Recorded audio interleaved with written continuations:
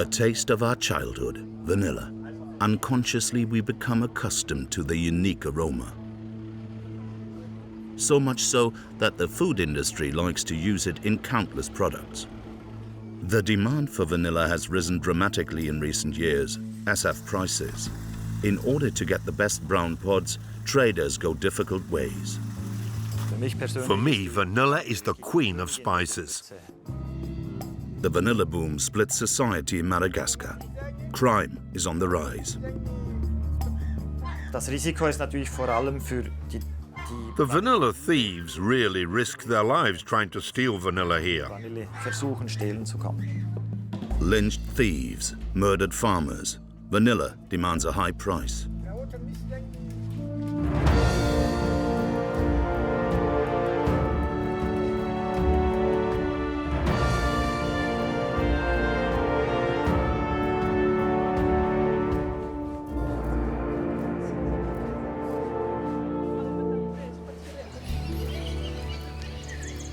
The vanilla orchid. Hand-pollinated, the orchid blossom produces green pods. The elaborate processing gives the so-called bourbon vanilla its brown color, exudes a sensual aroma, and is in demand worldwide.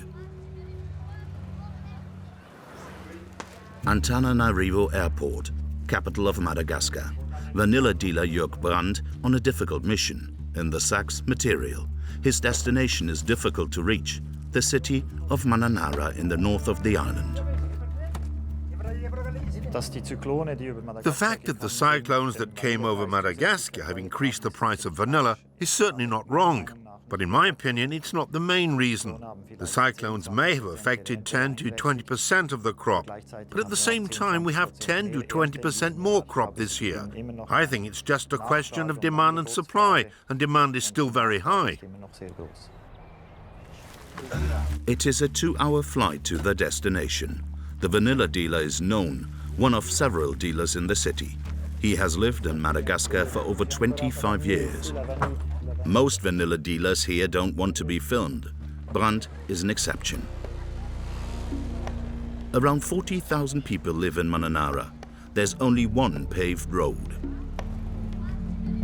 The branch of Jörg Brandt. It has the function of a stock exchange. Representatives of the farmers meet with the Swiss to fix the prices for the harvest. I'm a little nervous because now it's neck or nothing. How expensive will vanilla be? Will it possibly become cheaper or even more expensive? For some time now, farmers have been experiencing a price explosion. A kilo of processed vanilla cost 35 euros just a few years ago. Today, it costs over 600 euros on the European market. The farmers expect this to continue, which makes negotiations difficult. There is a strategy, which means that I will tell them why I think that prices will fall. And of course, they hope that prices will stay high. The problem with the negotiations is that we are the price makers here, which means that all people look at how much we pay and then adjust to those prices. It's tough competition and Brandt can miscalculate. There may be adjustments. The price could even go up, of course. If we agree on prices and everyone else pays a lot more, then we won't get any vanilla anymore. They'll simply keep it. 2 hours later. The clapping seals the deal.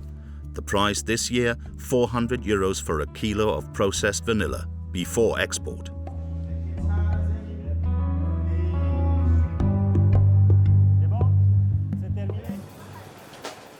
Sambawa, a vanilla center of the country about 100 kilometers further north.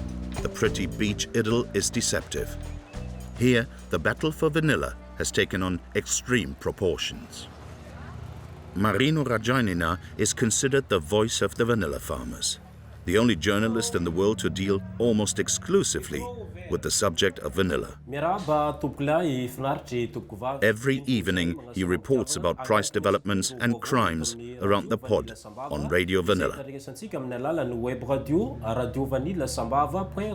A dangerous job.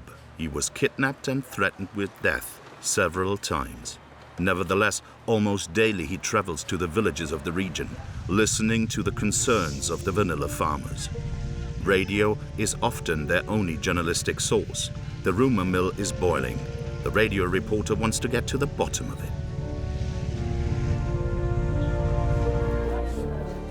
The villagers tell him about fraudulent merchants and brazen thieves. 70% of their crops are supposed to disappear. They feel defenseless, they tell the journalist. The police usually let the peasants down. That's why they think lynchings are justified.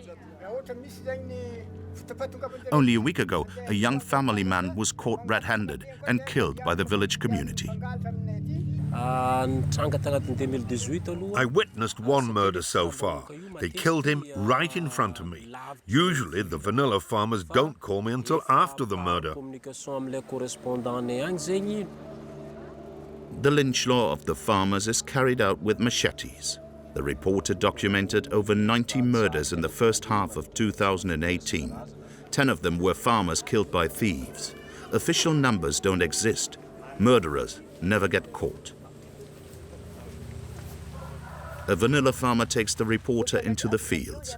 All the green pods, she explains, have been stolen from her, even before they were really ripe. Rarely are thieves caught by the police, as in these pictures of the reporter. If they are, the farmer's wife says, they are released through bribes. Thefts are a huge problem. The farmers say that more than 70% of their crops are stolen, a controversial number, but widespread in Madagascar. The reporter meets an interview partner. The American has been living in the village for a year, working for the US Peace Corps. He rather believes in 30 to 50% loss.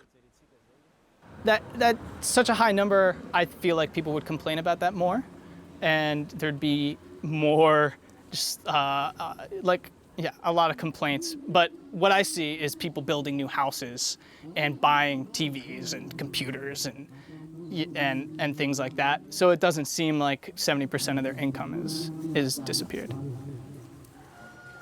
Authorities hardly care about the problem. That's why the journalist is so important. But who commissions the thefts? For many farmers, it is clear.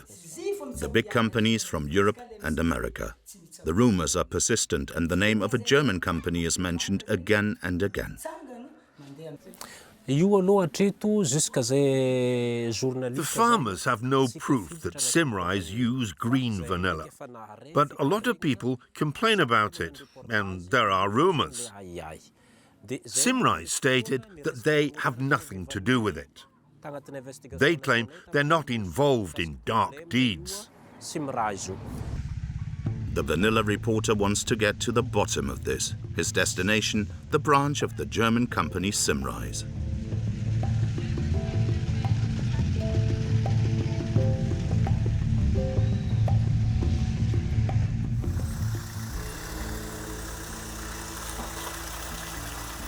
Back in the Mananara region, vanilla dealer Jörg Brandt is fighting his way through the jungle on the way to the plantations. In order to get the best vanilla, you have to take stony paths here. It can take him 5 hours to cover 15 kilometers. Such roads simply belong to life in Madagascar. For many men, this, of course, is a boy's dream, to drive on such roads, even if it takes a long time. The huge island state off the African southeast coast captivates Jörg Brandt. There is a unique animal and plant world.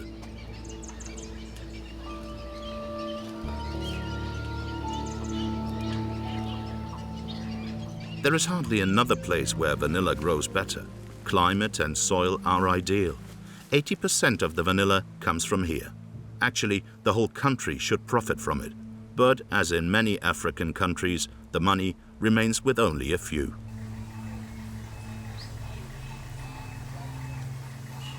Of the 25 million inhabitants of the island, 92% live on less than €2 a day. The catastrophic road conditions make the supply in the country difficult. That's why Jörg Brandt always brings something with him. Gifts maintain friendship, even in Madagascar. We bring them tools, the machetes, so they can work the fields properly, and shovels. They make the shafts out of wood themselves, shovels so they can work the fields. Brandt not only wants to trade fairly but also deliver organic quality. He associates some gifts with his own interests. They get the material from us so that we can be sure that all the organic requirements are met and that there is no contact with material that has already been in contact with pesticides or chemicals. So every year we give them new material to avoid that our vanilla then has pesticide residues or chemical residues. Around this village, vanilla is said to have a particularly good aroma. Locals show Brandt the way to the hidden plantations. Another 2-hour hike. The valuable plants are guarded by pickers day and night. A sip of homemade schnapps relaxes the mood.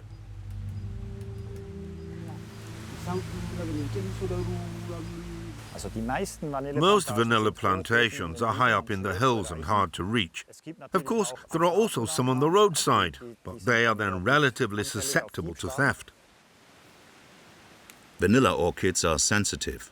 When planted wrongly, they suffer. Exactly. He just explained to us that this is the sign of sunburn on the vanilla plant. It happens when the plants don't get 50% shade from the big trees. Too much sun gives sunburn on the leaves, and that affects productivity. Above the village lies the scent of vanilla. Everywhere the farmers have put out the pods to dry, so they get their typical brown color. At the beginning, the odorless pods are green. Then they are treated with hot water and reach a dark brown tone and the typical aroma by extensive drying. This is the vanilla ready for export with great aroma and only 25% water content. You need about 6 kilos of this raw vanilla to make 1 kilo of this vanilla.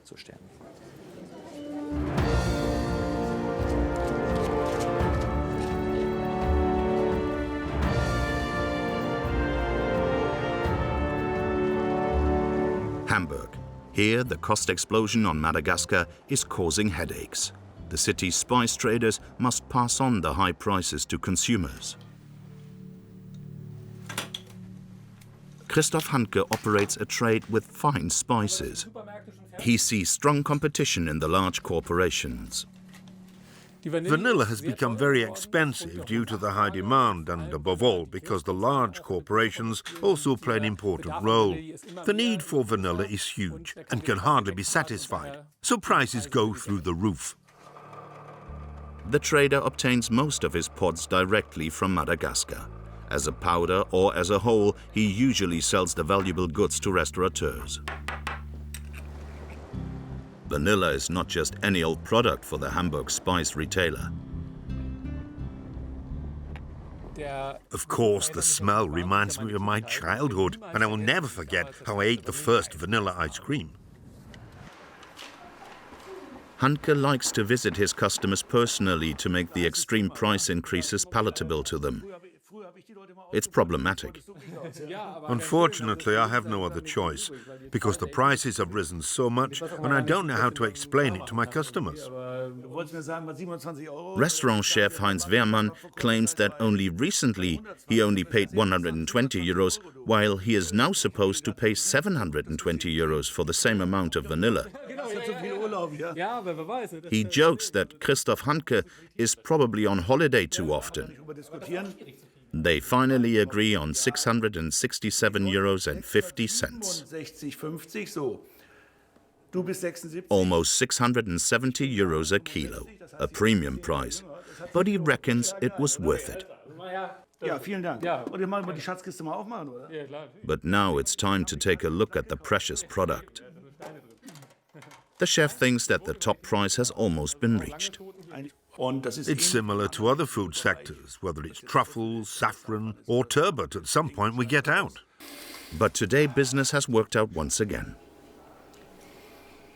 I'm in a state of happiness.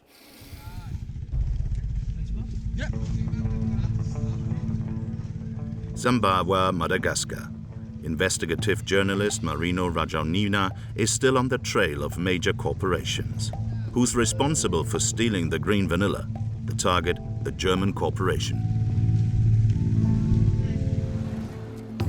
Symrise produces fragrances and aromas. The reporter was here unannounced before and chased away. His journalistic resources are limited. With the help of our drone, he now wants to see if the company already has bags of green vanilla on the premises. This would be forbidden at this time because the harvest is regulated by the state. Nothing can be seen from the air.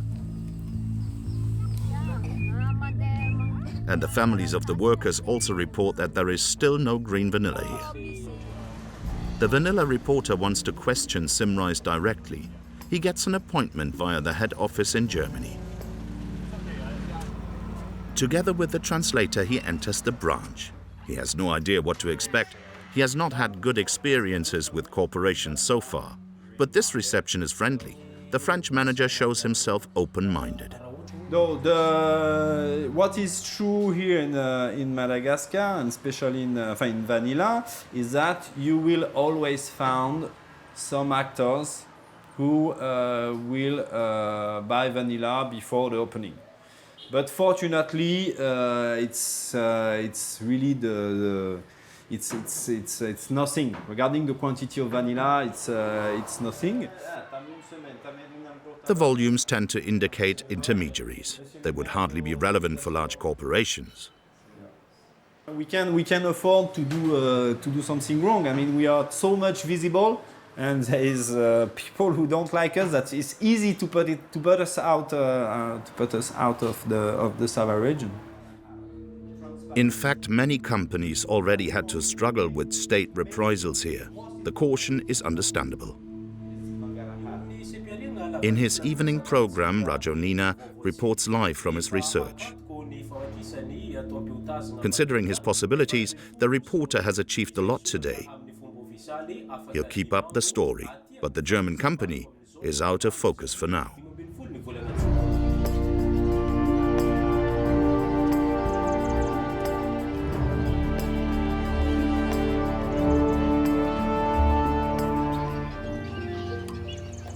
Jugbrandt in a village near Mananara. 2,000 people live here. A week ago, their village leader negotiated the price with a vanilla dealer. Now the farmers want to sell their green vanilla. The degree of maturity of the pods is particularly important for Brandt.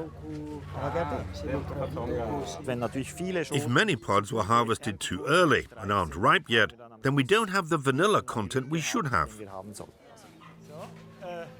An important event for the villagers. With the sale of their vanilla, they pay back loans that Brandt has granted them and get cash to make a living.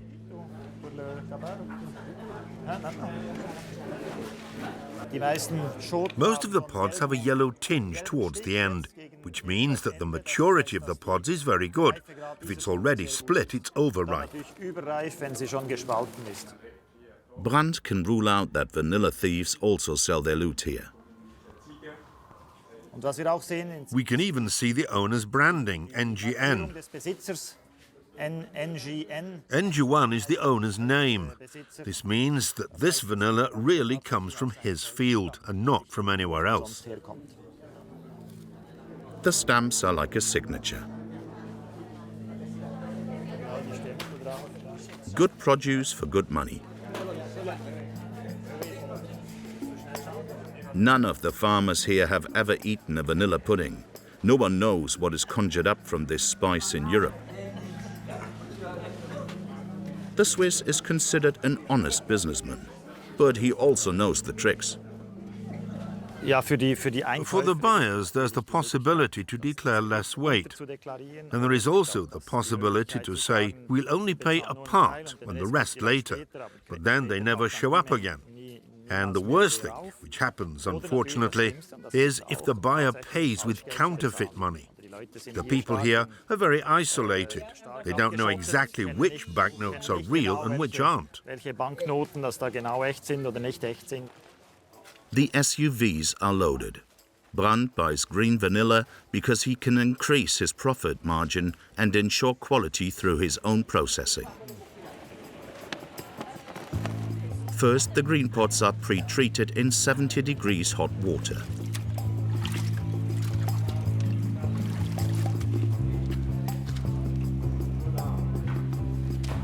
The spice is then wrapped in wool blankets. The pods must sweat for 2 days now. Only then does the typical vanilla aroma develop. The effect is that the biological activity of the cells is killed, and that then the fermentation, so the transformation of glycovanillin into vanillin, takes place. In the next 6 weeks, the vanilla is laid out every day for a few hours, but always comes back into the box.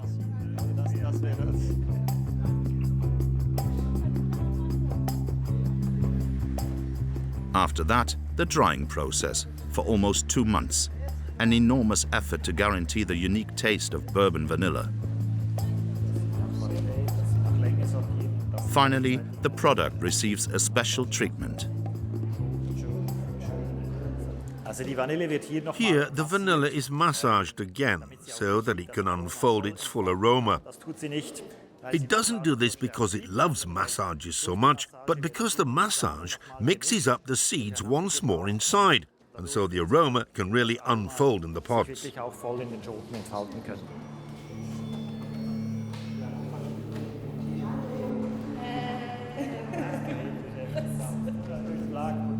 Each of these almost loving steps gives the spice its high value. With the transport to Europe and the additional costs alone, the price almost doubles. Rapperswil in Switzerland. The importer Pronatec, known for organic products, has imported the vanilla from Jörg Brandt and has the pots processed by a specialist. Its managing director checks the goods. Fresh smell, typical bourbon vanilla. The pods come under the knife. Vanilla, worth millions, is shredded. What you see here now on my glove, the very small black seeds, are a quality feature. If you buy a yogurt or vanilla milk, you can check yourself if there is real vanilla in it. Extracts, powders and granules. Vanilla that can be dosed is in demand. It is used in many products worldwide. The natural pod becomes a uniform industrial product. The industry demands an aseptic extract, which the bean itself can't offer. It contains water, and through extraction, we free the vanilla bean from water and thus obtain an extract that can be dosed even better. The alcohol removes all aroma components from the pods, not just the vanillin, because that is what makes the natural pod so special. In addition to the vanillin, they also contain thousands of other components that make up their unique aroma. This is now the finished vanilla extract as it goes to the industry.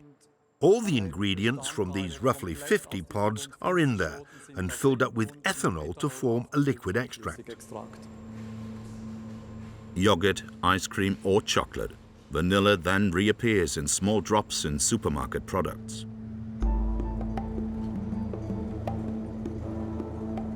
Hamburg. Vanilla retailer Christoph Handke is not a friend of mass-produced goods from the refrigerated shelf. His customers are mainly noble restaurants. He's delivering the vanilla.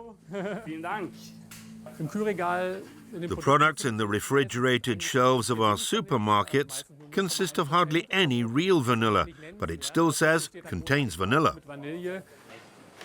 Handke only supplies whole pods for the catering trade. Head chef Cornelius knows a trick to enhance the taste once again. We briefly put the vanilla pod in the microwave, only for a few seconds. You can easily do it at home too. The aroma unfolds and it's easier to process. They are puffed up and much more aromatic afterwards. But the quality of vanilla varies. Meanwhile, the market is also flooded by cheap products. China and Indonesia play a major role in this. Most important is to get good vanilla in the first place. There is a lot more bad vanilla than good vanilla, and finding a reliable vanilla supplier, that's very important for us. Vanilla is always exciting when you use it discreetly, even in a hearty meal. That's the last touch for me or for us, which might make the whole dish a bit different from everything else. We let the whole thing simmer while we do the veal sweetbread. Even the vanilla dealer is excited again and again to see what can be made from vanilla. A bit of freshness from lemon thyme, but then the vanilla vadovin sauce. Noble bourbon vanilla is becoming a luxury good, a difficult situation for small spice traders. Fortunately for me, the point has not yet been reached where I say I will get out. Of course, the high prices put a lot of pressure on me, and I have sleepless nights watching how the prices continue to develop.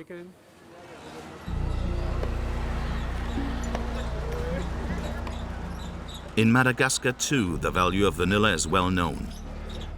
Business has changed. It's not only crime that worries Jörg Brandt. What makes it tricky at the moment are the very high prices, which bring a lot of people into the business who had nothing to do with it before. I'm talking about mafia associations, politicians, and so on. As a result, there is little trust in politics and police in Madagascar. Corruption is part of everyday life in a government that controls the vanilla trade. After the work is done, the workers are searched to see if there is still a pod hidden somewhere.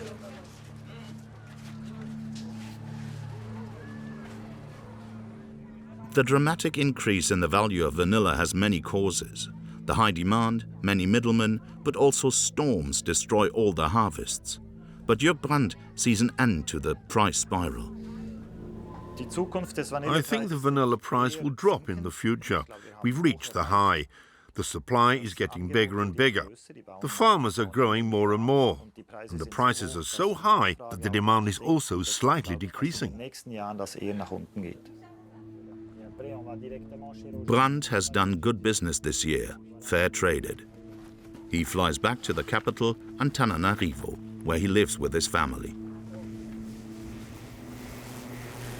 Madagascar, the land of vanilla. For many it means enormous wealth, for others misery. The social divide in Madagascar is widening. Fair trade can counteract this. This may be worth a thought when enjoying the next vanilla ice cream.